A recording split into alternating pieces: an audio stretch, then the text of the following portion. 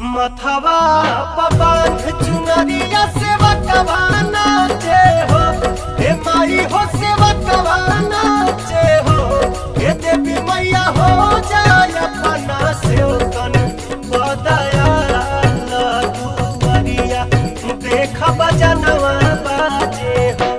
हे देवी मैया हो जाय अपना सेवकन बदया दुआरिया देख बजनवा बाजे हो।